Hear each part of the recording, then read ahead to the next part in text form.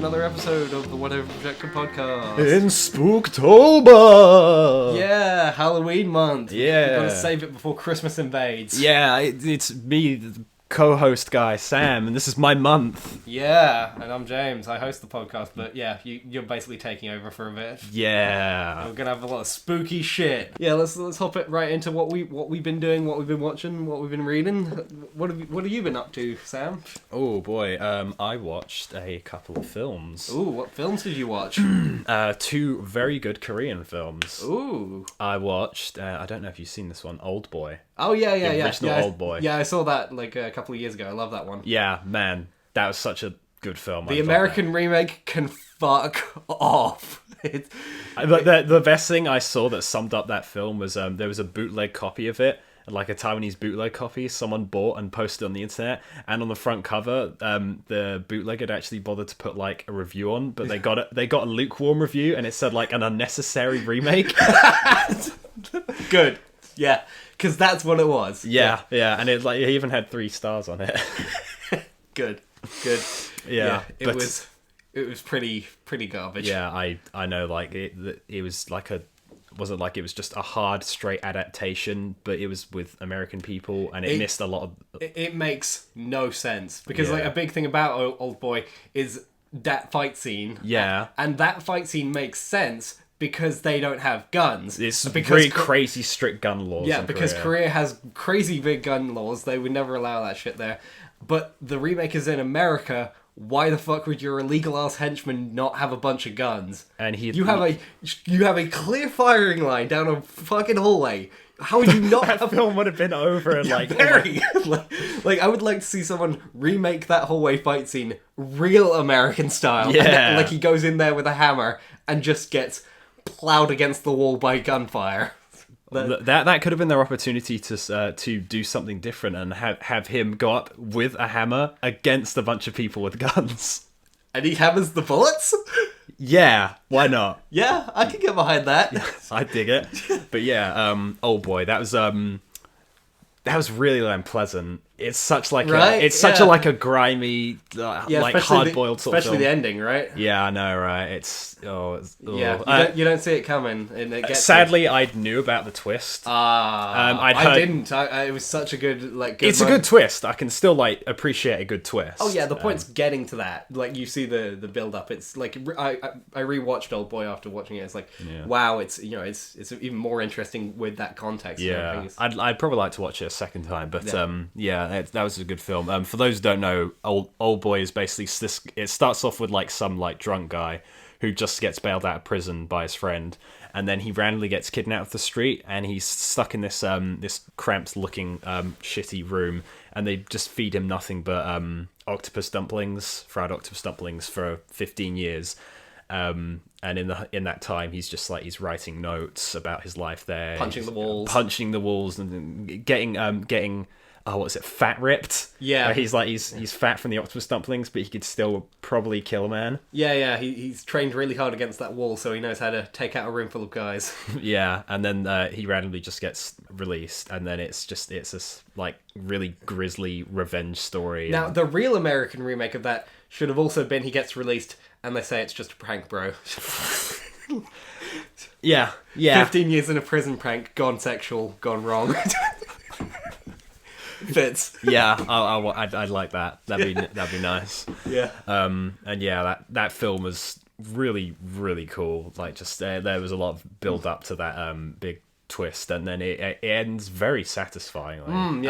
I did like how it's just a story of revenge, and I'm a big fan of a revenge story. I was surprised to find out it was based on a comic. Oh wow! Really? Yeah, really. It's based on a comic, a Korean comic. So yeah, that's some impressive shit. I feel like that's the kind of thing where you go and read the comic, you're like, oh, that was okay. Yeah, probably. I mean, it's one of those things that was kind of under the radar, so I wouldn't be surprised if. I'd check it out. I'd like to see what the source material's like. But that's pretty cool. I never knew that. Yeah, it's good shit. Yeah. So that was very cool film.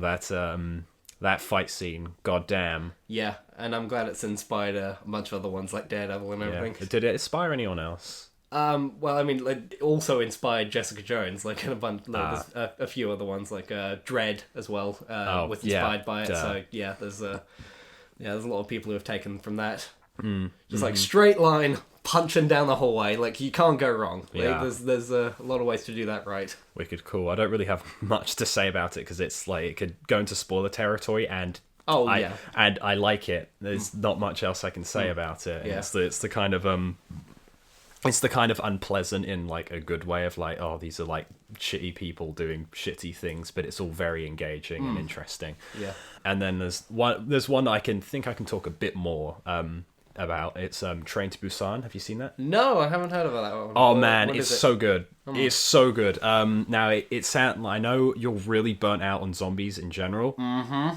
But basically, it's about. I mean, it's the Koreans, so like it's not our zombies. Like, yeah. I imagine like they've got a bit more to contribute to the idea than just like consumerism, I guess.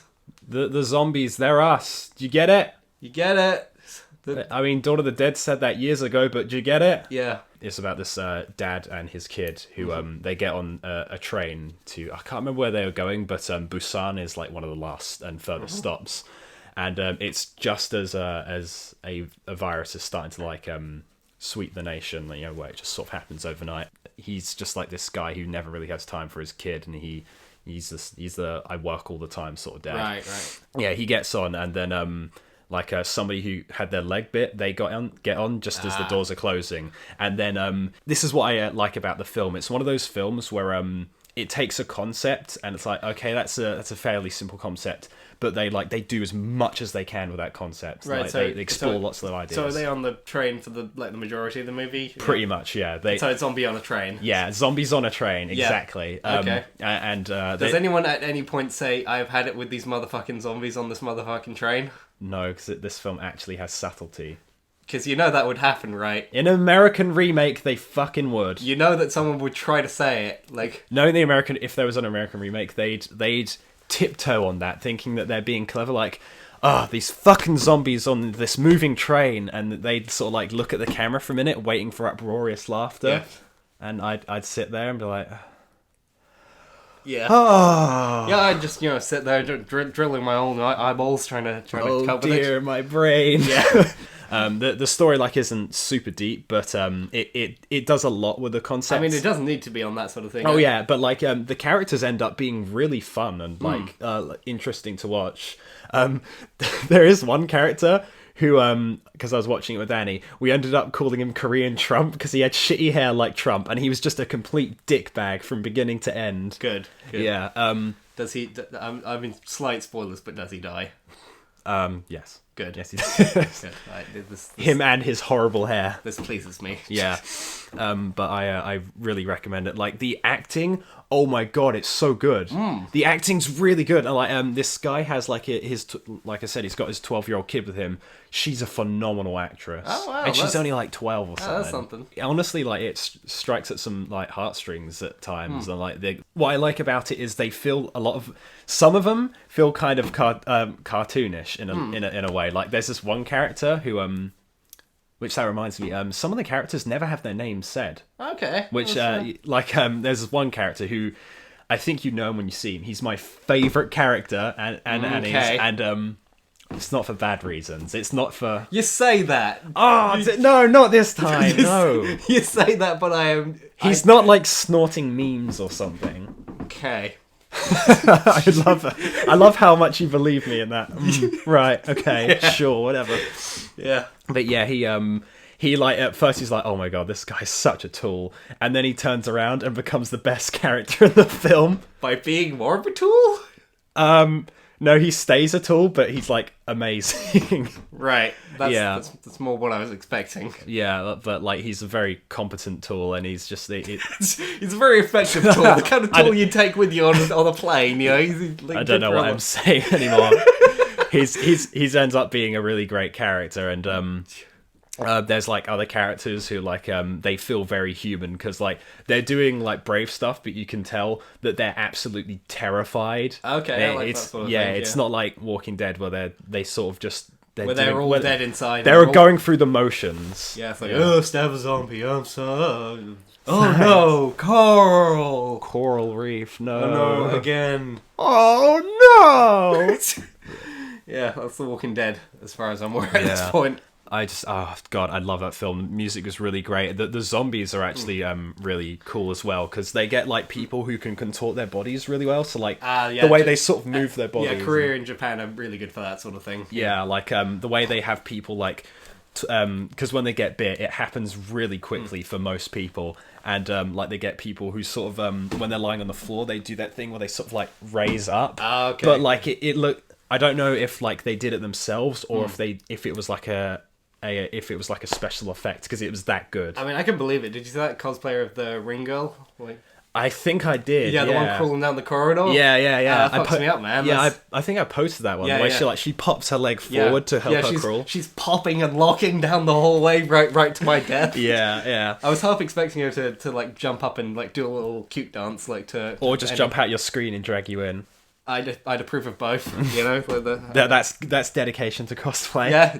Oh, well, 10 bravo, she killed me. 10 out of 10. Good stuff. 10 out of 10. Best cosplay. But yeah, that was a really good film, and I never recommend zombie films to you. I recommend that zombie film to you. Okay, that's a good. That's a good recommendation. That's a good note to end on. People who hate zombie films, I recommend this zombie film. Well, I feel like Japan and Korea and Asia in general, they're a bit better with contained horror films, like like where they like have a premise and it's like, no, everything in that premise just like it's all contained and we do everything we can in that space. Yeah, they're better with that. That's why I liked Pulse a lot more, because they knew there the original Pulse. There's stuff in that film that when you show it, it's really dumb, because the American remake shows like stuff about what they talk about in Pulse, and it's like, oh, it was better leaving it to my imagination, where they talk about like, oh my god, we've got to get out of the areas where there's a signal so the ghosts can't get us. Yeah, put red tape on the windows, everybody be scared, and everyone run out to the countryside. It's the spooky ghost through the phone. Yeah, and the remake was more like, ghosts are the internet is coming to kill us. Yes. rather than the slow, sad analog for how humans are naturally alone. So yeah, that's America doesn't get subtlety. Yeah on those things. So Train to Busan, really recommendable. Do you have any what we gonna watch? Really just Luke Cage. Yeah. All right. Okay. All right. Cool. Luke Cage, good, good stuff. Good Luke Cage. It's rating it against the other Netflix shows, I'd probably rate it on par with Jessica Jones, like just below Daredevil season 1 and 2. I rate those pretty consistently. So, how many of the Netflix series have you watched?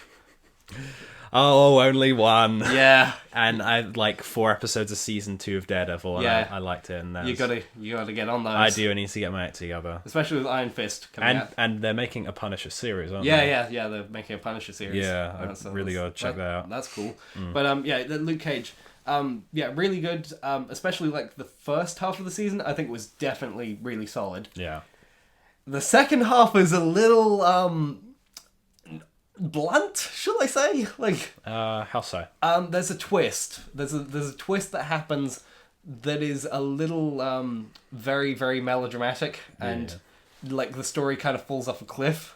Oh no! Like, it doesn't destroy the series. Like the characters are still good. The plot just kind of gives up though, because like there's this whole story like in the first half of the series that's really good with the villain Cottonmouth, and he's a great character. Like him and his cousin Mariah, they're great characters, great villains. Like they're trying to basically just make Harlem their crime palace and everything. Yeah.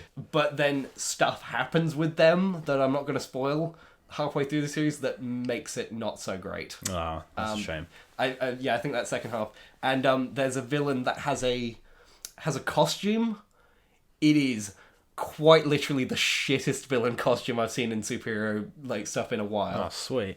Yeah, it's quite bad, and the explanation for it is worse. and why he's wearing it. It's yeah. Like how's Luke Cage? Because I've seen his costume and it's pretty faithful, isn't it? To his original. He wears it for a little bit. It's literally like he breaks out of prison in a flashback and he puts that on as like clothes because he has to wear something. He just steals a bunch of clothes. Like, you look like a damn fool, and then what runs like because he's got the tiara and everything, and then it's like, no, I'm not wearing this. And like later on, he's retelling his story, and like she's saying like, "Oh man, I wish I could have seen that." It's like, I look like an idiot. You don't want to see that, dude. I wouldn't be brave enough to wear that. Yeah, it's quite a costume. I kind of wish he'd worn something a bit more faithful, because like later on, obviously they ditched the tiara and bracelets and stuff, but like they just had him like wear a yellow t-shirt and just like be very iconic with that. But like I guess for sort of a political statement, they had him wear mainly hoodies for the series. Because of Trayvon Martin and all that. Which was actually Mike Coulter, the actor's idea. Like, he suggested that. Yeah, I can see the reasoning behind that. That's fair. Which triggered all the racists. No, they're not racist. You just don't get it. It's white genocide. Yeah. So a bunch of white people got angry. Oh, of course they fucking did. Yes. I don't know how big this phenomenon was, but like there was a bunch of people on Twitter saying, "There's not many white people in this series. This is racist. This is bad to white people. It's set in Harlem. How many white people do you expect to see?" It's kind of like a culturally diverse place. It's a lot. Yeah, there's a lot of racial minorities living there. There's not too many white people. I mean, how about we apply that logic to everything? Like, let's be fair and apply it to everything. A lot of films with just white people in it. Yeah, I'm so glad you guys feel that diversity is important. So don't complain about all the other films like having black people in them. Yeah. What a fucking shame. Oh, no. We can't have we can't have a black person in our thing. Get that shit out of here. That's just being cruel to white people. Yeah. But if you dare have a culturally diverse show, that says a lot. Yeah. That says like out of sight, out of mind. They'll have a tantrum when there's one black person in their thing, but then they'll also have a tantrum when the in quotes the blacks are over there doing their own thing. Like, that says a lot about you. Well, especially like I love their reasoning. I can't sympathize with this cast. Ooh. Yeah, literally, like some of them are saying like, and it's like, oh really? Why might that be, good sir? Do you think they're less of a human for a certain reason? I wouldn't even necessarily go that far. I'd just say that they just don't get like black people, or like they've clearly never like spent a fucking day in the real world. No, exactly. But I actually thought it was really like, it was something different visually, to see like a mainly black neighborhood. Like the story starts in a black barber, which is is mainly like that's a big thing in black culture, is barbershops are like big meeting places, and they talk a lot there. So and they're talking about black stars and everything. So like there was stuff where it's like, it was kind of just white noise to me, because obviously I'm not necessarily plugged into black culture and I don't know a lot of these people, but it's like, okay, I'm fine with that. I don't have to know everything that's going on here. Yeah, I mean, Marvel has been in some hot water from time to time with diversity, so that's a good thing. I like that they're moving in that direction, where they've got more and more coming out. And Black Panther looks like it's going to be pretty good. They've got some good cast members in there. I'm cool with that. But yeah, going back to Luke Cage, the series, it's big strengths of it.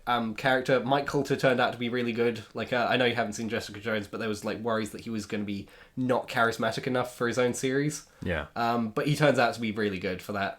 Sweet.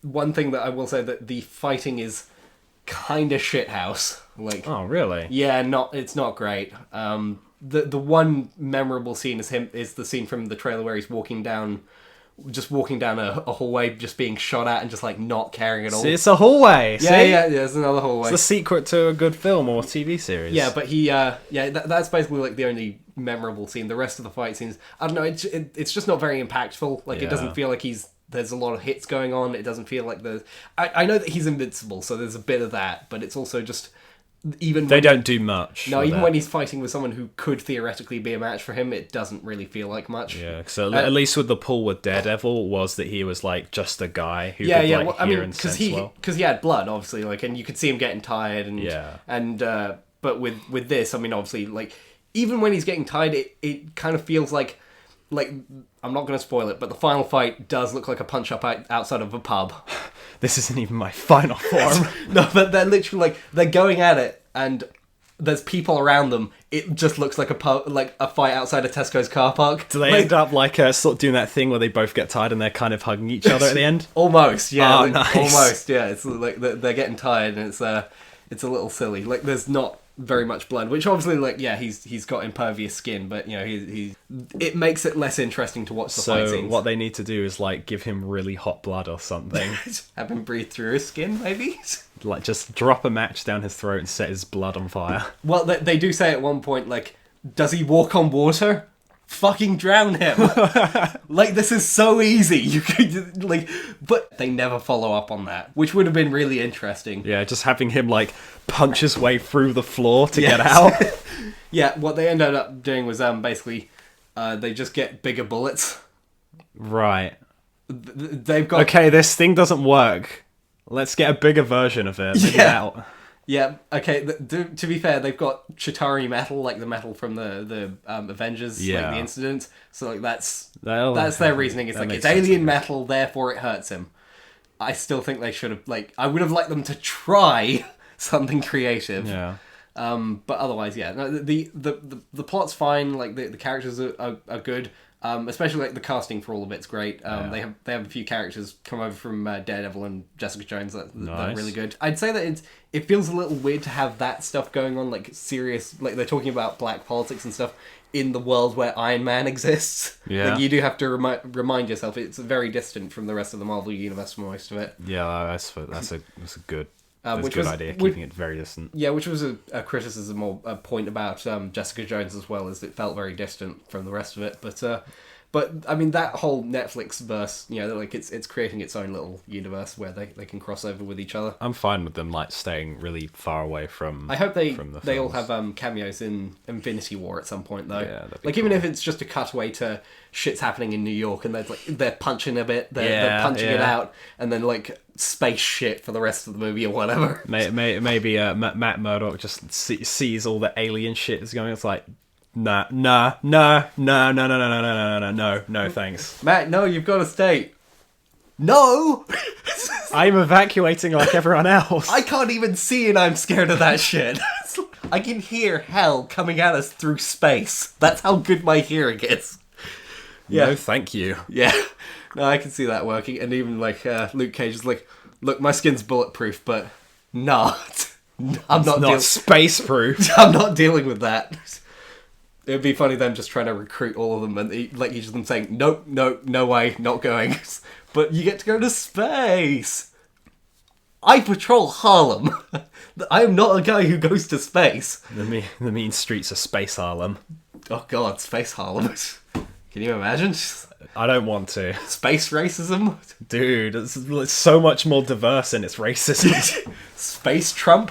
Trying to build the space wall? He would try to build a space wall. Oh. No, I know you can't build a wall in space, but I can damn well try. We need to build it higher. Get the Martians to pay for it. Don't stop until you hit the top of the universe. You can imagine it. But yeah, Luke Cage, it's Marvel's still doing good. They're on top of it. So there was that new Iron Fister trailer. Yeah, the Iron Fist trailer. It's good hopes for that. Looks legit. I don't know much about Iron Fist at all. Him and Luke Cage were teamed up as, like, the heroes for hire. In the comics, I don't know too much about them either, but they have a good friendship. He ends up going out with a character who was on Luke Cage, Misty Knight, and she gets a robot arm from Tony Stark. Good shit. They kind of reference that, like, they say, oh, you might lose your arm at this point, like, and you're thinking, like, oh, is she going to get a robot arm? But then you realise, TV budget. Yeah. Probably not, right? Why are you always wearing a jacket and a glove in these scenes now? Because of my robot arm. Oh, wow, that's a really good robot arm. It's almost like a human arm. Can we see it? No. Yeah, no. The robot arms have just gotten really good, so they look like normal arms now. Yeah, and I just like when they pull off the sleeve, it's just got those, like, you know, almost the synthetics from Alien, where they've got the tiny little brand. Yeah, that's That's all you'd need, right? TV budget. Yeah. And just have it punch real hard occasionally. Have a punch through styrofoam real good. Yeah. Yeah, Danny Rand, the Iron Fist, I can see that being a good series. We're really getting into the point, though, where... Because Daredevil, everyone, like, knows Daredevil. They kind of know, oh, he's got villains like ninjas, right? Then Jessica Jones is like, oh, yeah, she had that really famous comic book run, Profile Man, right? But then it's like Luke Cage and Iron Fist. It's like, wait, who are you? And who do you fight? And, like, I'm impressed Luke Cage got to actually have some good villains. I have no clue who Iron Fist is. Yeah, because they don't really have someone at the very least as visually iconic or as bombastic as like Thanos. They have to rely on very good writing. Yeah. Well, I mean that's kind of a good thing. True. It means that they get. They also get to be more original because obviously, like the Luke Cage villains.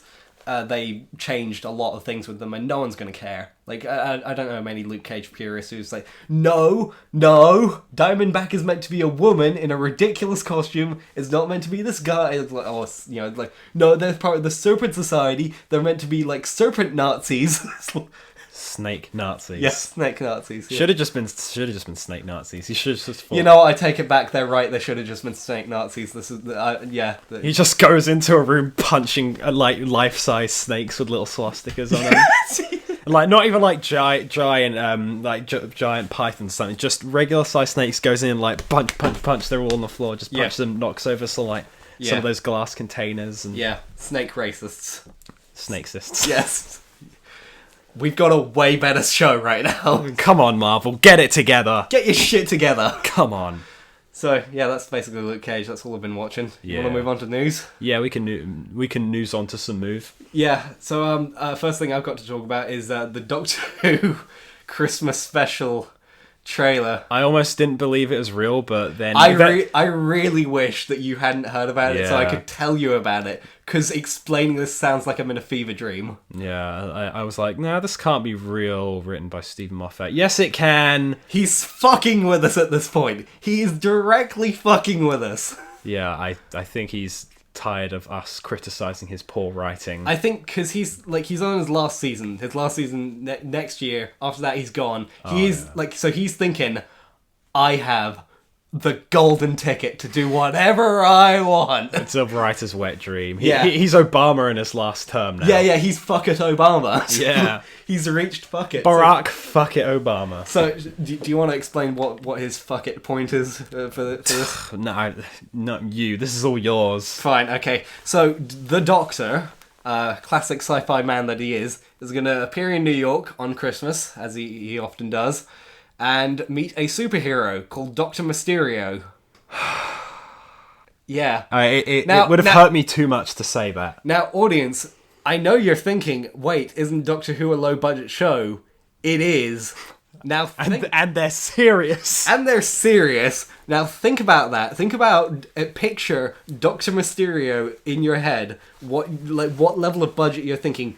Now lower that a few rungs. Lower it to a Doctor Who TV show budget. Lower it to Doctor Who has had its budget cut several points over the last couple of years, and then think about how bad this costume is. I'm just gonna flash it on screen and just have it plant in your mind, because oh god, it's. You know what That's fucking awful, mate. You know what he reminds me of? What? His costume. If I can just open up this tab, he reminds me of. Bible Man. Bible Man. He does remind me of Bible Man. Now that I'm seeing it. Oh no. Bible Man. It's pretty dead on, I think. And there's Bible Man. Yeah, it's it. No, Moffat. Yeah. No.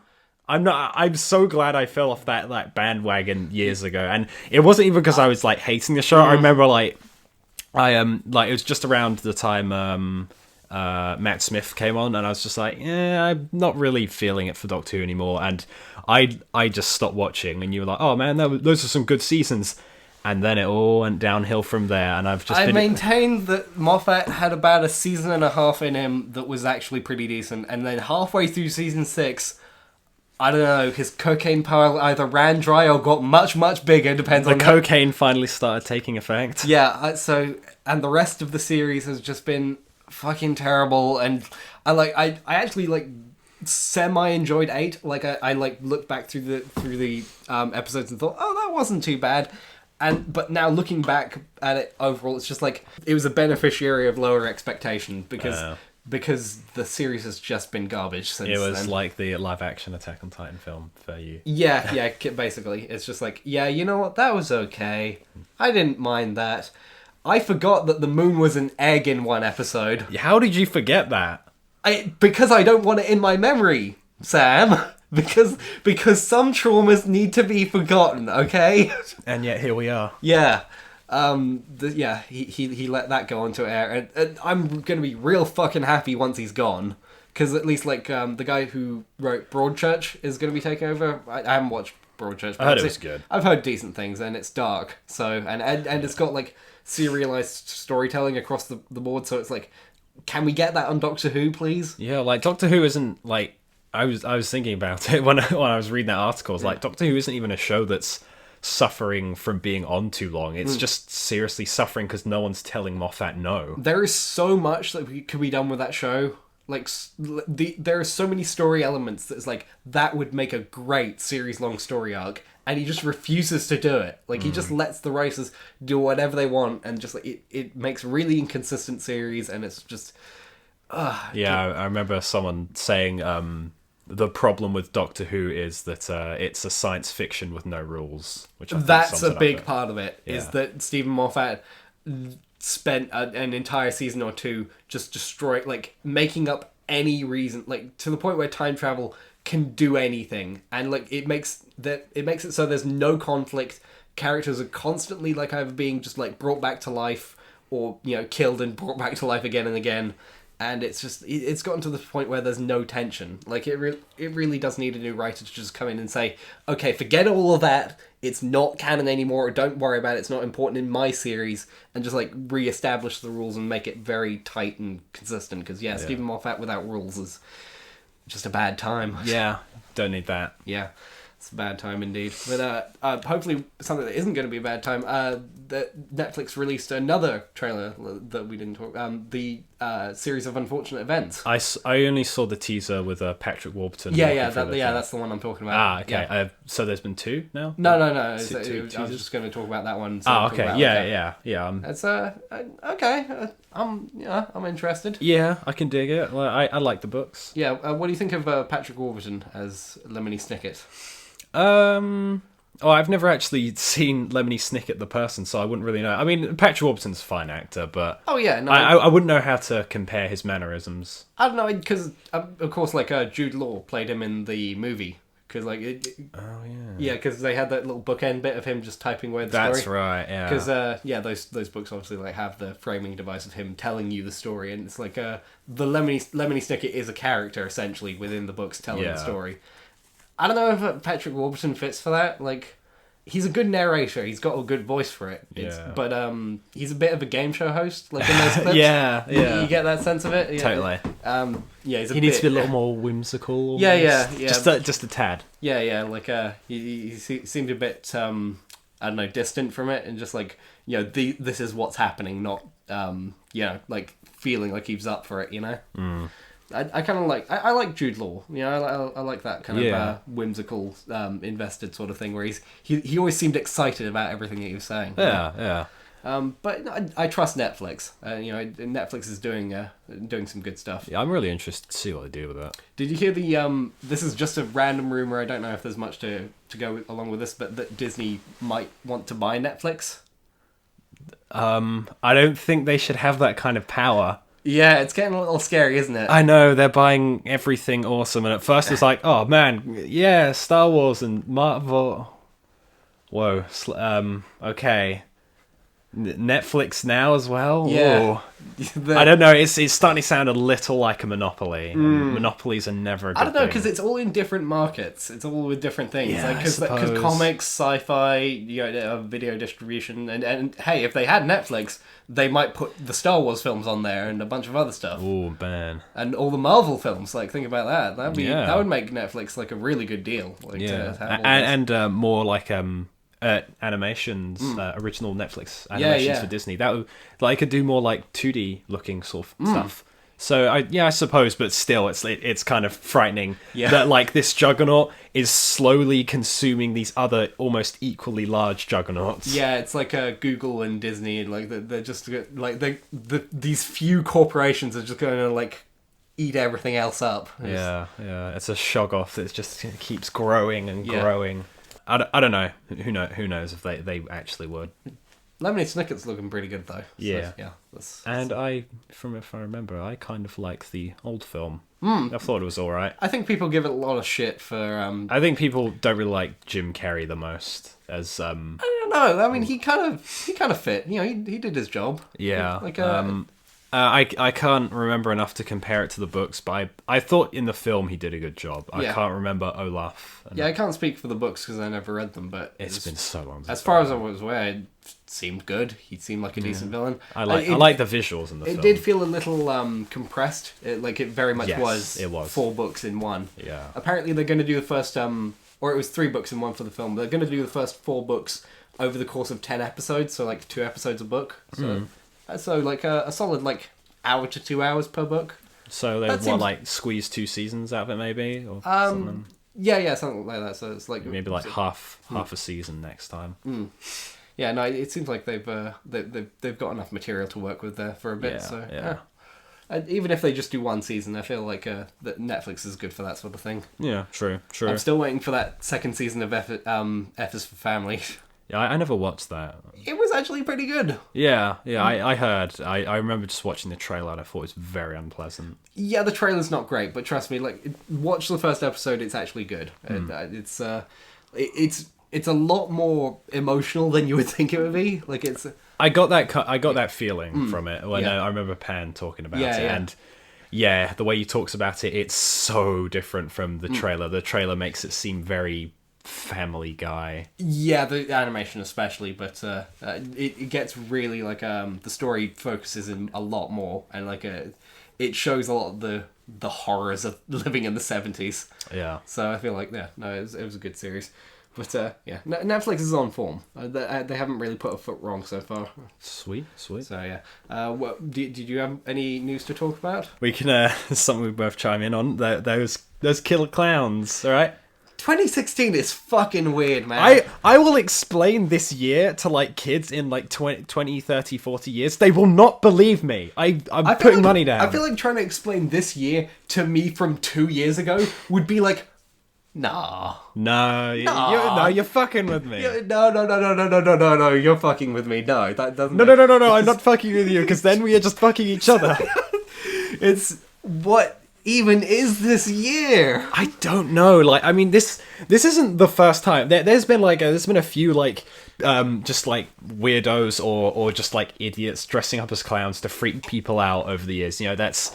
Well, this is what I have to keep reminding myself, is that these are people like getting up in the morning and deciding to themselves, I am going to be a killer clown and fuck with people, like, and potentially get myself and people around me killed. Yeah, like it's such a weird situation. Like, I guess we should get, like, just to clarify the situation, there is a crime wave of killer clowns. Particularly in America. Yeah. Like, it's almost spreading like a cult. Yeah, there's a bunch of clowns going around scaring people and children. It's such a weird story. Like, a load of people have made the joke of, crime wave of clowns, literal supervillain running for president. We're literally in the DC universe at this point. Save us, Batman. Clown lives matter. Like, why would you do this as a person? Like, you get up and you say, "I'm going to scare people as a clown." I feel like we're getting this is the ball starting to roll for the events of the Purge, maybe. If Trump did get in, then I believe the Purge would happen. Yes, I would absolutely, and I would absolutely. It'd be a few years off, I think. Yeah, but yeah, I believe he would call himself the new founding father and absolutely start the Purge. Yeah, he would like. Why don't the poor people just buy more money? He'd use the Purge and all things are legal today, including grabbing women by the pussy and fucking my daughter. Yeah. Oh, thank God his campaign seems to be imploding from the inside. Yeah. All I've seen is his attempt at damage control, and it even Republican. It is like a 12-year-old apologizing for like. You can see him squinting, like trying to read the cue cards. The cue cards where it's like, what's that say? I'm sorry. I wouldn't say that. Whatever. I'm sorry. Yeah. I'm sorry. I was a spry, young 60-year-old when I said this. I'm sorry you all had such grabbable pussies. I've grown a lot since then.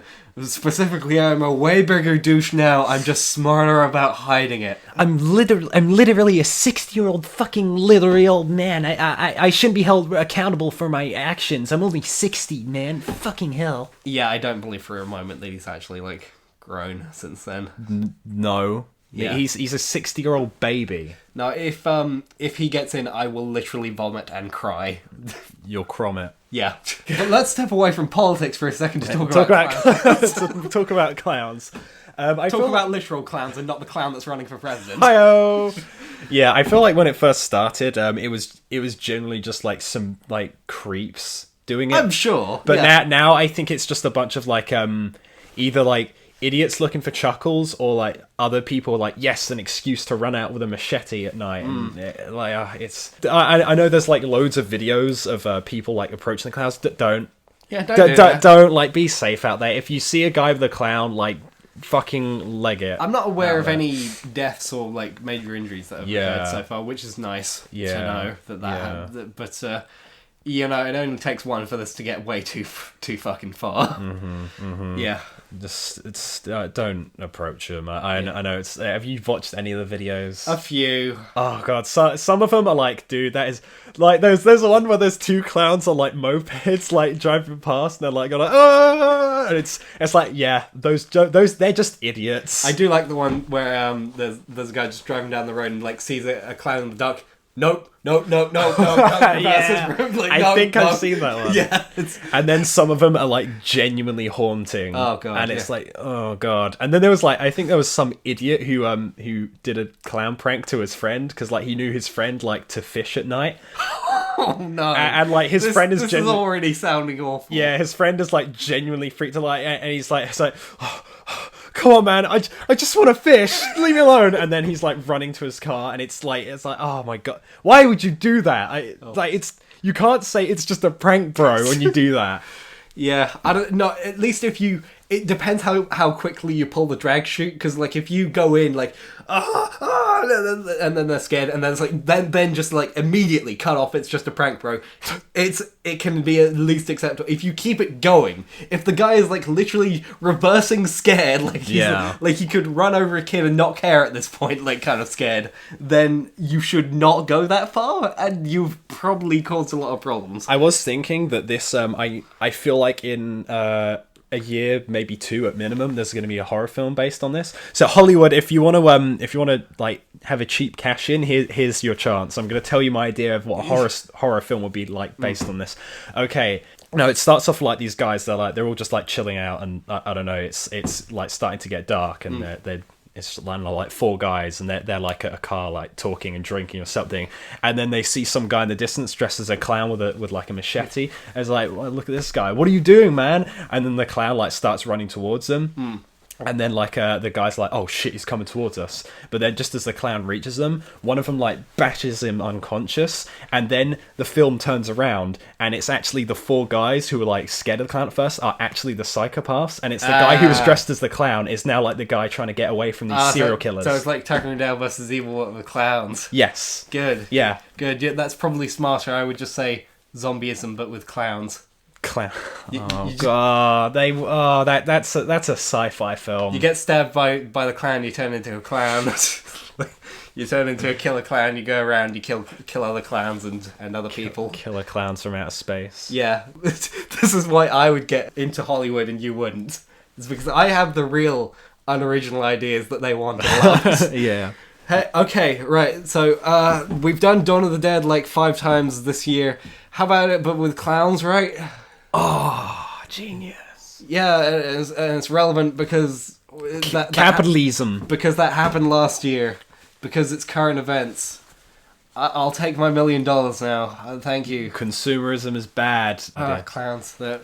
Yeah. Such a weird year. Oh my god. I don't even, what the hell got that started? I am wondering if this is a prolonged thing where this year is just the start of the weird times, or if literally 2016... Oh, I can't handle a 2017 of this. Yeah, but I am wondering if it is just going to stop and we're going to look back at 2016 like, what the fuck happened there? Or, there was something in the water. Yeah, either that or it's going to be just a prolonged thing, and it's just like, hey, remember when things were normal? And it'll just be like South Park when they're just very... They're all wearing the gas masks. Yeah. Hey, remember when things were normal and okay? That really? Yeah. I feel like it's probably that second one. So what a horrifying time to be alive. Yeah. I know I'm all about spooks, but even if you're doing it... That's the real horror here. Yeah. Real life. 2016. Yeah, 2016. There's your horror there. Even if you're doing it as a joke, don't walk out with a machete, because what if you do run into the one guy who is going to punch the cartilage up into your brain? Yeah. Moving back onto... Stop being twats! Yeah. Moving back onto movie news for a little bit. Did you see Wolverine 3 got its poster and name confirmed? Logan. It's called Logan. Yeah, and then there's the little Deadpool hand holding onto him. I didn't even think about that. That's changes everything now, doesn't it? Yeah. I bet it feels huge in this hand. Now I'm just imagining Wade Wilson on his knees with his really tiny hand holding onto Logan's hand. And he's looking down at him incredibly disapprovingly. I mean, he would, they both live to see each other. I kind of hope Deadpool's in it, to be honest. Yeah? For a little bit. Well, the film is going to be unbelievably grisly and bleak. Yeah, because it's based on Old Man Logan, but I guess they didn't want to call it Old Man Logan, so they're just calling it Logan. Which I'm fine with. It's a bit of a lame title, but whatever, fine. They showed older man Professor Xavier. Mm-hmm. So I guess this is set, 2030s maybe? 2020s, 2030s? Who fucking knows what timeline we're on at this point? I'd be fine with them doing a what if everything just got fucked sort of what if scenario. I can get behind that, but again, you have to question what series of events led to that. Because we've got the original timeline where shit didn't happen in the 80s and mutants just got exposed in the 2000s and X-Men 3 happened. And then we've got the timeline that cleared that up and X-Men 3 didn't happen, so it is objectively the better timeline. But then, what timeline, would they have to explain, this is a third, even weirder timeline? It sounds like they'd have to, either awkwardly force it in some dialogue, oh, this is why this is like this, or they'd have just a text crawl at the beginning. Also, because if it is the new timeline, and this is the further future of all this... Oh, no. Then do we know exactly what's going to happen up to that point? Do we know, because Fox clearly want to keep making mediocre sequels out of this. It's yeah, Age of Apocalypse wasn't the worst. Let's just keep that rolling. Let's do another one. Let's keep it going into the 90s. Let's go to the 90s and then the 2000s again. And then let's just keep it going until everyone's sick of us again. I already hate Fox and the X-Men series, so I don't know. But, if this is going to be set in that future, I don't know what exactly is going to be happening. Is it going to be, in the comic? Is there going to be, a nuclear war? It's all up in the air. I feel like it's the kind of thing where if they wanted to make it as much like the comic as possible, they wouldn't make it canon, because they can't make it like the comic because they don't have any other characters. Yeah, I know, but you know the setting, I suppose. Yeah. I feel like they wouldn't want to make it canon just because of the potential of closing off other sequels or whatever. See, this is why the X-Men franchise just needs to end, or completely reboot, not just soft reboot with all this time travel shit, because it's just like, it has gotten so convoluted. We're like 9 movies in, and it's been going for a decade and a half, and can it just end now? Because I am so fatigued with all of the X-Men, especially Wolverine. We get it. Hugh Jackman was really good. He is really good. I like him as an actor, and like his Wolverine isn't bad. It's just ridiculously overexposed. Yeah. I guess like seeing him old might help something. It'll be something different. Yeah, there's a little something they can try there. So that poster as well, a lot of people said it looks a lot like Schindler's List. It does a bit. Yeah, you can kind of see it. Yeah. Some people, before they showed the old Professor X, they were saying like, oh, could it be a prequel, but in World War II, where he just stabs Nazis? Yeah. I can see it.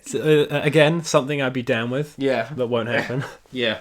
Marvel, Disney, if you're gonna buy anything, can you buy Fox?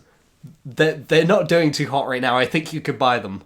I think you could literally buy Fox, the entire company. We're gonna buy you and sell you for like $1. How's that sound? It's like, okay, Fox, you said you wouldn't sell us X-Men, so we're going to buy you. How about them apples? You are literally on your last legs. You don't have Star Wars to keep you going. That's us now, by the way. You don't have Star Wars. You've not had a hit in years. We are buying all of it. All of you. And that's what you said you wouldn't sell us Fantastic Four, you wouldn't sell us X-Men. It's all ours now. And that's where all the Disney executives tip over their glasses of water and walk out. Tip over their piles of money. Yeah. That's the one thing where Disney buying all of something I'd be totally fine with. Yeah. It'd be worth it. But I think that's 50-50 shot. Well, the X-Men movies are, Yeah, X-Men, like, I've barely watched them and it's burnt me out, but it's the one, because it's like more radically different. I'd be like, yeah, I'd give that a shot. I don't know, with timelines or whatever. Speaking of other things that'll probably be mediocre, Power Rangers. Fuck. Jesus Christ. Some more Power Rangers news. Get my hopes up, and then we just go back into the rabbit hole. Yeah, so we had Power Rangers news last week, got more this week. So before we get onto the trailer, apparently Goldar's going to be in it. Mm-hmm. Goldar's awesome. I'm fine with Goldar, but considering Golden Blue Monkey Man. But considering what Rita Repulsa looks like, don't get your hopes up. Yeah, that's fair. I'm fine with Rita Repulsa getting redesigned, but Goldar is important to me. He is a blue and gold monkey man. Do not fuck with a perfect design. They fucked with Rita Repulsa, a perfect character and a perfect design. They're going to have Goldar and the Putty Patrol. I want them exactly as shit as they were, both in ability and look. I want them to be just as worthless. They're just going to look like those things from Suicide Squad. They are as well. Yeah, they're just going to be... they're not going to look... There's not even any hip-hop Akito. Do you think they're going to get the Putty Patrol right? Yeah, there ain't no hip-hop Akito. Boo! The black guy's the nerd in this one. He ain't doing no hip-hop Akito. I'm very depressed by that. But yeah, that trailer... Wow, that was generic. I know. I honestly believe you could splice scenes from other films into that, and you could get Power Ranger scenes spliced into other films. And you wouldn't notice. Yeah, so let's see what movies they're ripping off here. Twilight, Transformers, I Am Number 4, Chronicle, Fantastic, all the bad ones, basically. Yeah. There were a lot of shots in there that seemed like they were trying to aim for Michael Bay, and nah. Just like that. I believe there was some kind of speech about destiny and being strong. Was there? I literally, I've tuned it out. It was white noise to me. It was possibly about, you're destined for greatness or something. It completely washed over me. Oh, you're staying in school on Saturdays because you're getting arrested. You're a bad kid because you wrecked a truck, so you're bad. You're gonna spend all your Saturdays with these other bad, lost cause children. Oh no, where are you going? No, don't go up that mountain. Oh, they got powers now, I guess. Okay, so we also don't see any Zords or any power. Now, I know it's a teaser. I get that. But there's no action in here. We don't see anything of the plot. what's teasing me about this? What's meant to bring me in? What says this is Power Rangers? All the teaser does is says they're Power Rangers. Like, does it even? They have powers when they're in civilian form. They don't even need the suits to have, but because that's at the very end they turn into Power Rangers and it cuts to black. Yeah, the thing is though, that's stealing a lot more from not the original series, but Dino Thunder, which is way later, where they get because they find gems in this thing and they get powers from the gems and they only need the suits to take on big threats. That's way more the later Power Ranger series than the original I'd be fine with them hand picking the best parts from multiple series and putting them together. I guess, but the thing is I kind of liked the original where they had to use hip hop aikido, true, and other skills, but primarily hip hop aikido to defeat their enemies. That was it gave those battles a sense of, well, I wouldn't dare say tension. Those were quite shit battles, but it gave them something. They had to fight the Putty Patrols on their own terms. I just realised is there any word on Bulk and Skull?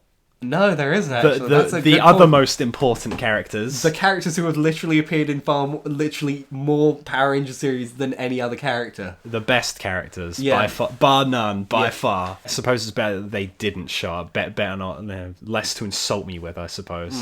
Yeah, you know that they'd be new bullies, they would be what online is it? Trolls. Jock with Letterman jackets. No. They'd be online trolls. They'd be one of them would be Jock with Letterman jacket, and then the skinny one, Skull. He'd be online troll. Yeah. I'm gonna get trolled hard. He'd be on his phone the whole time, sending them mean tweets because that's what kids do these days, right? And leaking their personal information. You can't do it because you're a girl. Angry winky face. I don't know. Yeah. I like rap and other things that kids say. I play video games and I wear jackets that school shooters wear. I'm a school bully. Yeah. That's what school bullies do these days, right? All those classic things. All my favourite school bully tropes. Speaking of which, there's no personality at all to that trailer. I have no idea who those characters are. I just know that the black one is the nerdy one because he's lining up his pencils like a nerd would do. Yeah. And he's the one who says, this is not a good idea to jump over this chasm. What a nerd! I am against this idea of jumping over this chasm. He likes things like safety. What a loser. Yeah, because the black nerd, he's the Blue Ranger now, so we're not racist this time. He ain't black. He ain't in the black costume. Whoopsie daisy. Yeah, we cool now, right? PC crowd, we down. I still genuinely want to know if that was somebody who either fucked up. I'm pretty sure they just fucked up and didn't realize it, and just had to deal with it because the original woman that they cast for the Yellow Ranger was a black woman, and it was just a last minute casting change for the pilot that they ended up going with an Asian woman. This time though, they're trying to not do that. Can't blame them for trying to avoid that. I'm not saying that I'm not going anti-PC and just oh, how dare you do that. Stop being triggered, dude. The right answer is, I don't fucking care. Yeah. For everyone out there who's super PC or anti-PC, the correct answer is, I don't fucking care. They want to have the black guy in the black costume. That's unfortunate, I guess, but I don't fucking care. They want the black guy to be the Blue Ranger and he's a nerd. Cool, whatever. It's it's fine. What I do object to is the effects look pretty fucking lame, right? I mean, I know we only got 10 seconds of the or a few seconds of the morphing sequence, but it looked pretty garbo. It looked very CGI. It looked very TV movie. Yeah. It looked very Nickelodeon movie. I'd say a cut above Nickelodeon. Yeah, the cut above Nickelodeon movie, fine, yeah. Now, I'm willing to suggest that, it's coming out next year, they've got time to sort out the effects. You should do that before you release a trailer. You should have the effects for whatever shots you're doing done before you release a trailer. It's very fair for us to say that your effects right now look like garbage. Yeah, no, that's entirely fair. Yeah, if you're going to release that to the public, why can't we judge it? Yeah, those posters were not encouraging. This trailer is not encouraging. I'm still very much on the team of this is gonna suck. You know what it really reminded me of? Jinx and the Holograms. Jinx. Oh no, yeah. It had that tone to it, didn't it? Yeah, just kind of budget blockbuster movie. Yeah, updated for today's teens and youngins. No, it's Power Rangers. I'm not gonna take it seriously, guys. Well, this is the other thing, is that it's like trying to go for a dark tone because Rita Repulsa appears above one of the female Rangers. I don't know. I've killed a Power Ranger. I've killed Power Rangers before. Ooh, you should be scared. But they don't say Power Rangers, they say Rangers. Yeah, I've killed Rangers before. Because Power Rangers we've done, right? Yeah. Because I mean, it's almost like the source material like didn't take itself too seriously. Yeah. Now I do get that it'd be hard to sell an intentionally cheesy like kind of film, but it could have been doing better to suggest that it's more like comedic and fun. Power Rangers, like, it's always been in on the joke a little bit, and yeah, I'm not going to defend it. The original series had shit actors. Okay, Yeah. let's not pretend that it was some holy grail here. Yeah, it had shit actors, but it had personality, and that's one thing I wasn't getting from this trailer. Yeah. It felt very much like it was trying to be every other summer movie. Right. Yeah, and the fact that they didn't even have the Zords or the suits in there, like, I feel like if you're going to release a teaser trailer for Power Rangers, show the suits in motion, because that was one of those things where it's like, when they showed the suits originally, I thought, that looks fucking terrible, but hey, maybe it'll look better in motion. I still haven't seen them in motion. Just release like a brief clip of the T-Rex roaring and have everyone on the internet get angry. Or like suggest that the white Power Ranger is going to be in there and have everyone be angry about racism or something. He's got a white suit. White Power Ranger. Boo. That's what everyone's been saying for 20 years. Yeah, I know. Yeah. Bet you they're saving that for the sequel, though. There'll be a bunch of teasers for it. They'll be building a Power Rangers universe. No! We're going to have another universe to keep track of, because everyone cares about the universe of the one thing that you've got. No. Yeah. There's been a whole bunch of people trying to like start that fire. If we're gonna have an expanded universe, and almost every time be like, oh yeah, but no thanks, I don't really care. Power Rangers universe, like, based on this trailer, wow, fuck no, please, Christ. Yeah. Like, anything but that. Although, the extended adventures of Bulk and Skull, Netflix series maybe? Yeah, I could go for it. Netflix like extended series like a... Yo, I want that. Now, I'm not talking about whatever fucking shit they come up with here. I'm talking original Bulk and Skull. Hell, oh man. Still playing teenagers. Yes, with their grey hairs coming in. Yes, exactly. I want this series, and it saddens me that. Now that's the expanded universe I can get behind. That's the only expanded universe I can get behind. Yeah, everything else can go home. The Bulk and Skullverse. Everything else that ever existed is just an extension of them. The Ring, Transformers, Titanic, it's all in their universe. Then going to other universe to bully other characters. Like them bullying Shia LaBeouf. No, I want them to go to the Hannibal universe and then bully Hannibal Lecter. Bully murderers. Yeah. It's like, you fucking... No, wait, it's got to be peachy. You dweeb, what are you doing? Eating people. What a chump. And just throwing some like stock sound effects of them falling over. Yeah. And one of them getting a custard cream pie, and there you've got like Emmy material. Them just stumbling around crime scenes. And it's like, who let these idiots on here? It's like, well now, gentlemen, because like, you know, they'd always pretend to be something they weren't, and just they put on glasses and a costume. Yeah, they put on glasses. Like, no, we're forensics. Look, just spills like a burrito over the crime scene or whatever. Oh no! I've got burrito as vocal cords. Or better yet, you could just get the series Hannibal and get like gifs of Bulk and Skull and like impose them into scenes, so it's them like fooling around on custard cream pies and stuff. Yeah, Bulk's always eating stuff, so he just eats the mushroom straight out of the guy. Like, or just those like really poor but kind of funny edits of John Travolta from Pulp Fiction, where he's looking around very confused. Yeah, we're way better at this than them. Yeah, take notes, Hollywood.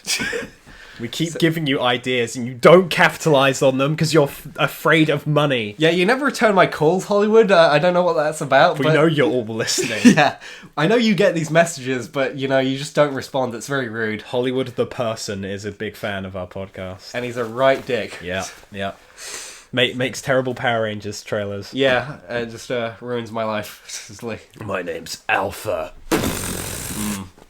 Just give me some of that. Just give me deep dark. Oh god, an edgy Alpha. It would be like that unfinished concept of What if Alpha was an alpha and he just goes around calling everyone cuck and beta? I'd be fine with that. Him just like bullying the Power Rangers. What are you doing here, you fucking cuck? Oh, everything's too PC in here. Why's the black guy the blue guy? Come on, can't we just have this one last safe space where we can say faggot as much as we want with no repercussions? Oh, we're terrible people and should be running Hollywood. Yeah, we'd get shit done. So that's all the news that I got. Do you got any more news? Well, all I got is it's not even really like much news, but Gorillaz are apparently finishing like mastering and recording. Save 2016. They're finishing their album in about 2 weeks, and if they drop the album this year, they will justify this garbage fire. Yeah, 2016 will finally have that beautiful, heart-wrenching finale that makes everything okay. That great plot twist is like, oh, all this terrible stuff happened, but Gorillaz dropped the hottest album of the year and saved 2016. Yeah, and everyone just does victory laps for the last 3 months. I'd be fine with that. Yeah, just down on old bones, just sitting there on a throne of money. I can get behind this.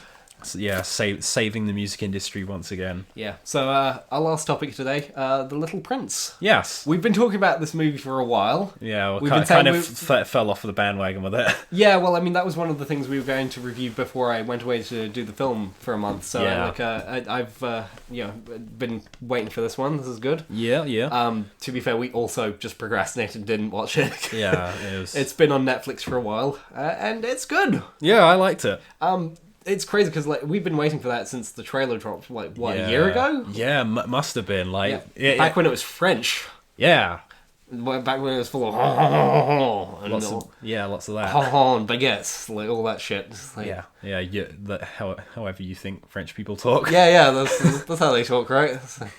Moving on. Yeah, French people have all left the room, I'm sure. But yeah.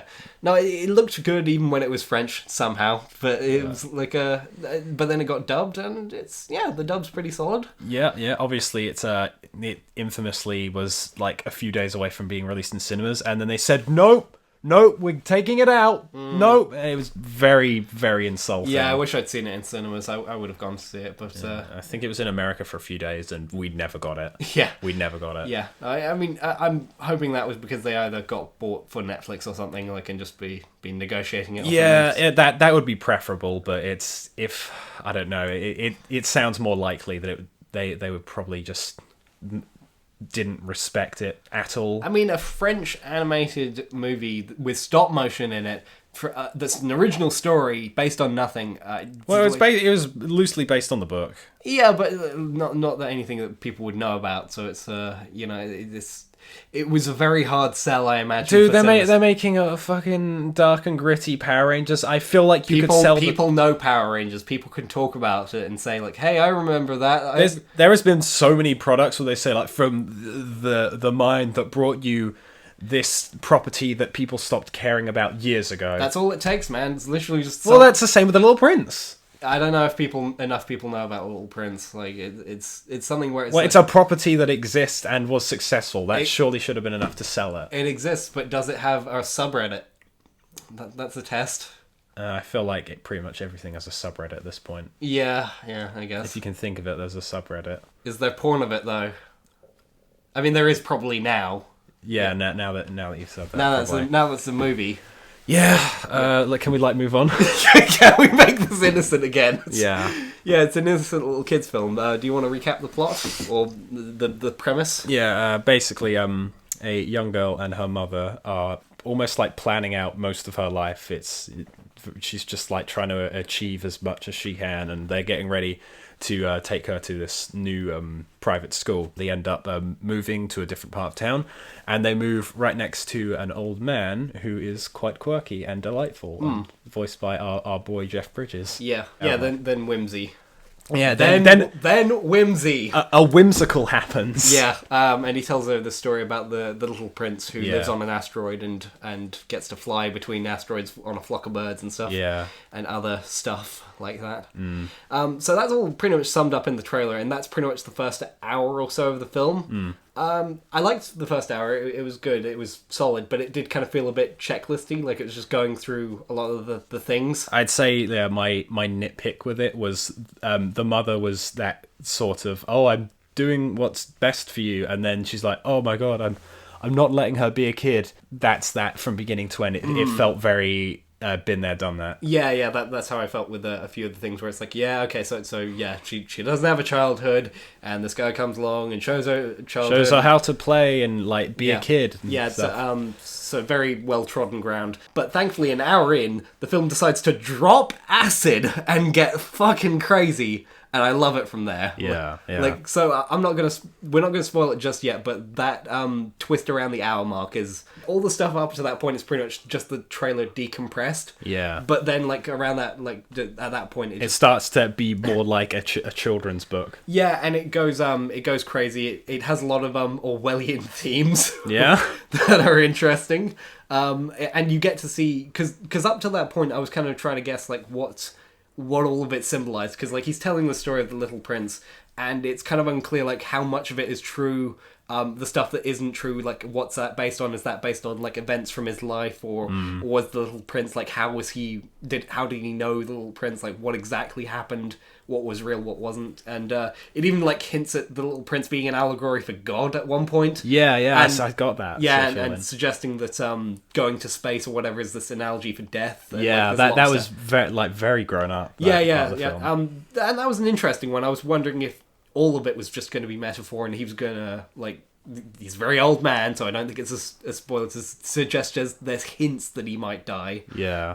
So there's talk of that, and it's like, oh, is that going to lead to that, and is she going to be sad? Like, so I was trying to guess where it was going, and I was quite glad that it took a left turn and just doesn't quite go where you're expecting. Yeah, I was really expecting it to go the way you just said, but I also think that if it had done that, it wouldn't really have justified being animated, really, because it would almost be basically like a Lifetime original movie. At that point, if it was just him just giving her this story and then kicking the bucket, and that's the message is live while you can, kind of thing. But it's a fun time. It's I think like kids would probably enjoy it, but I feel like adults would get a surprising amount of enjoyment out of it. It's got some very adult themes in it. Yeah. Like if you obviously been a kid and grown up and ended up in a job you hate, then you might have a lot to look at in this film. Like that's and obviously about like losing somebody. And definitely. Like even like stuff about like God. Like, obviously, like you said, it hints at it. Yeah, stuff about God and belief and livelihood and that. Yeah, I mean, you like the way he phrases it. You could like take whatever you want from it, really. Pretty much, yeah. Like, if it's you're having doubts about religion, it could be that, or it could just be about losing somebody you know. Yeah, I was half expecting her to be a lot more skeptical and a lot more pissy about a lot of the details, because there is sort of a hint of angry atheist almost in there, in the way she's like angry at the story, how it goes. Like she doesn't seem to like it, and a lot of the details she picks apart and says that doesn't make sense, and he's trying to tell her no, that's the story is just going this way because of this, but it's the way it all wraps up fits very well. But I feel like we're dancing around it. Should we jump onto the spoilers? So she gets on a plane and the fox starts moving. And there's a little toy fox that he made. He gives her a toy fox, and it starts moving. Because but by the way, he has this plane in his backyard which he's been like tinkering around with, and which he nearly kills her with. Yes, he does. Like it explodes and like causes a hole in her house, which they never seem to fix. No. This all seems to take place.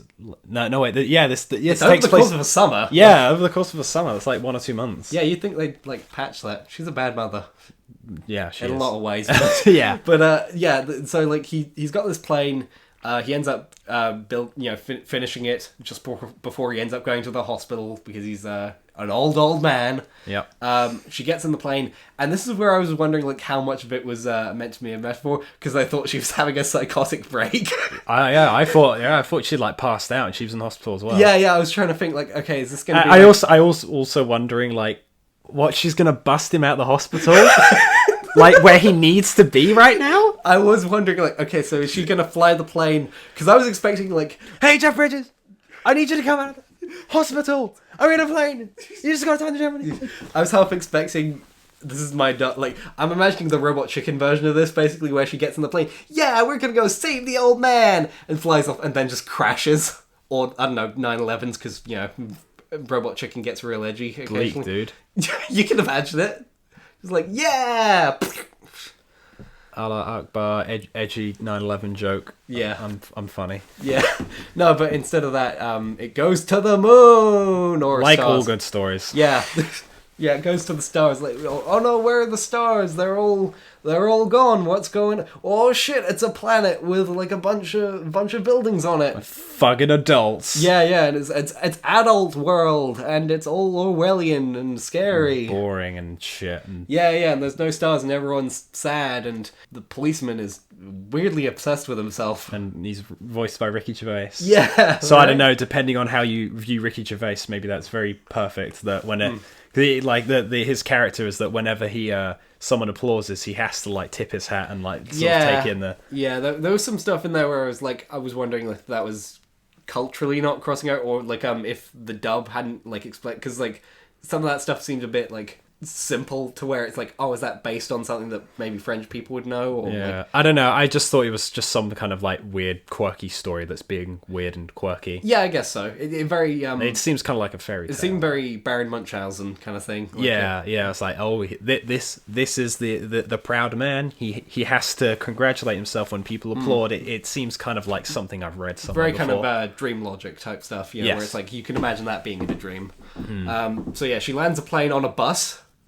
10 out of 10, good landing. First landing of her life, and it's on a fucking bus. Yeah. Moving one. Yeah, she lands perfectly and finds the little prince. That was one thing I really liked, is that she finds him and he's all grown up. Yeah, he's all grown up and like and he's no longer a paper stop motion. Yeah, he's he's a big boy animation. Yeah, big CGI man's animation. Yeah, he's got a job as a chimney sweep and he's bad at it. Yeah.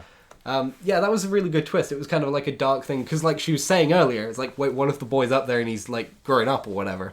Because it's implied earlier. Because I was thinking that the idea was that the snake bit him, and that it's like, oh no, I can't take this body with me when I go back to space. So it's just like he's fucking dead. I was expecting like this is where my darker versions of things, where it's been like this boy's allowed a snake to talk him into biting him. Yeah, some dark stuff there. Yeah. But yeah, he's all grown up and got a shit job. Yeah. And the big businessman who looked a lot like the Kingpin from Marvel. Yeah, or something out of Pink Floyd's The Wall almost. Yeah, very much. He's taken all the stars and put them in a big snow globe.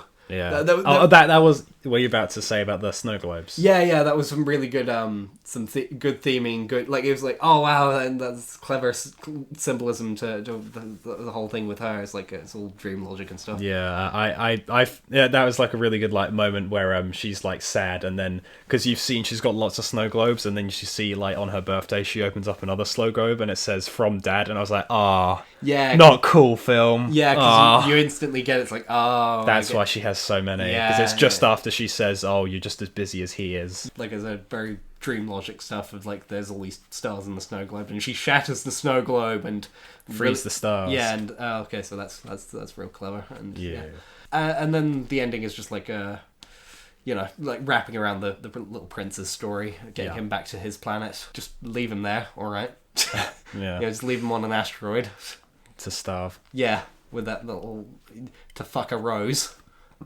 Assumedly. Yeah, again, I'm assuming the internet's gotten around to this already. It's a French like children's book. It's going to be a little strange. No, I know it is. I'm just saying that the internet is stranger. Because you're you're stranger.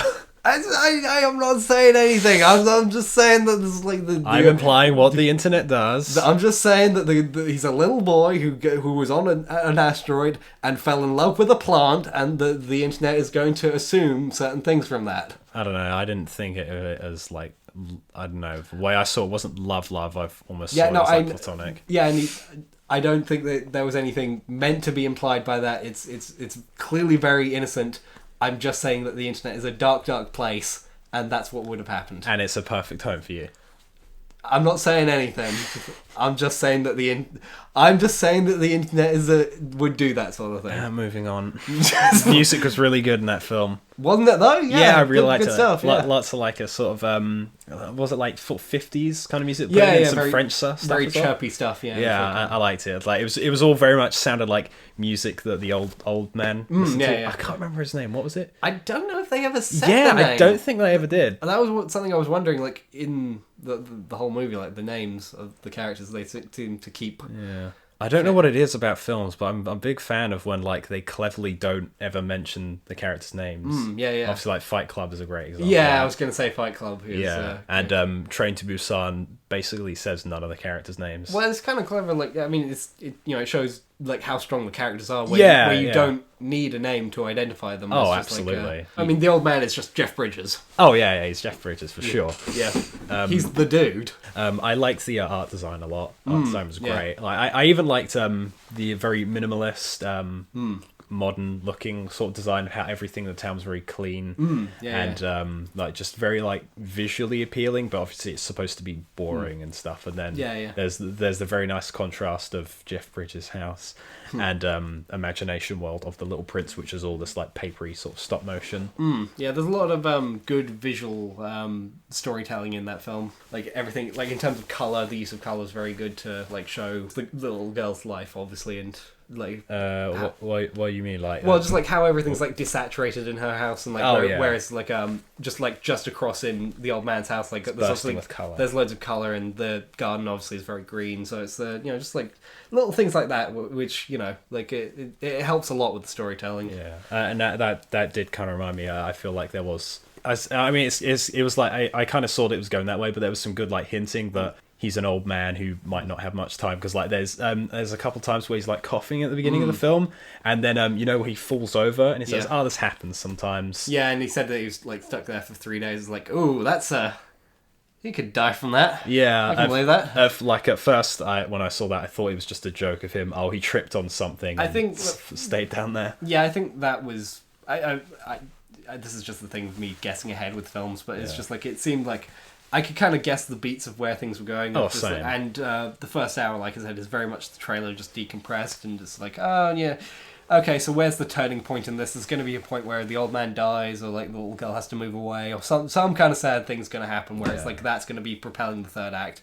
And it's like, oh, okay, so he goes into hospital. It's like, okay, is he gonna die, or is she gonna like find something in his house that.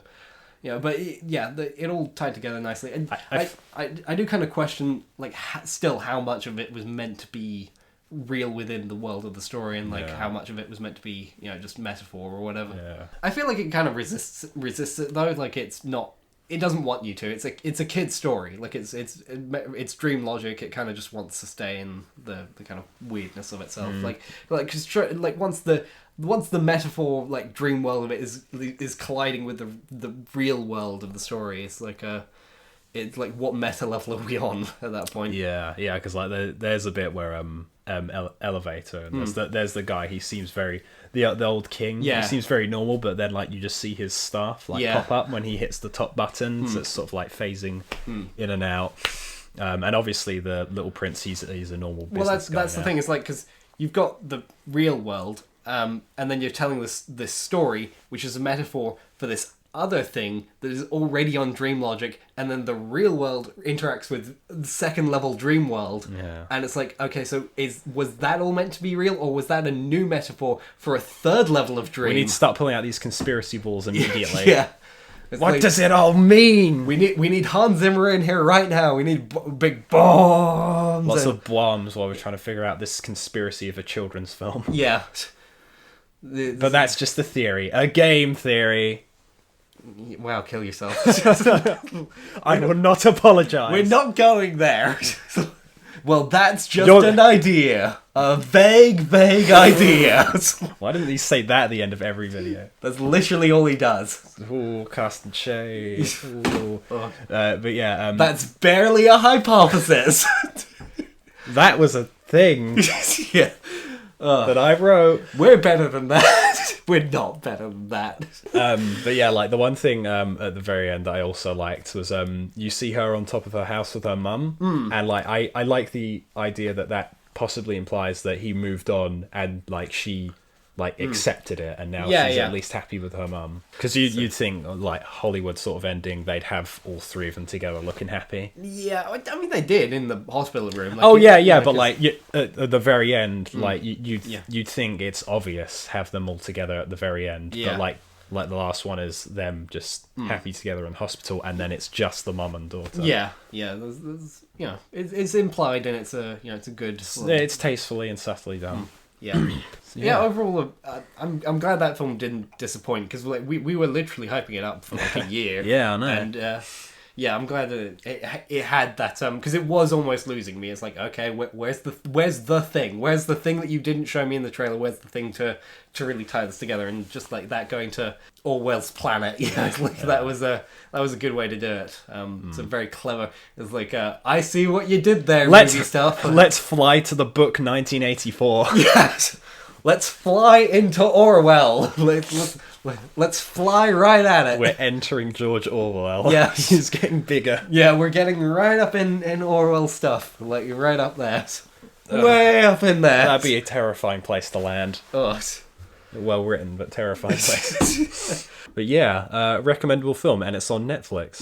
Go check it out. I'm glad that it ended up there. It deserves some. Yeah, at least it's super easy to like get now. And we won't like people who like it the first time won't have to wait for it or like illegally stream it or anything. Yeah, just watch it again if they want. Since it's a lower budget stuff, it probably made its money back, whereas Kubo has not. No, though I've already pre-ordered that. Yeah, I should probably pre-order the Blu-ray. Gotta love it. Yeah.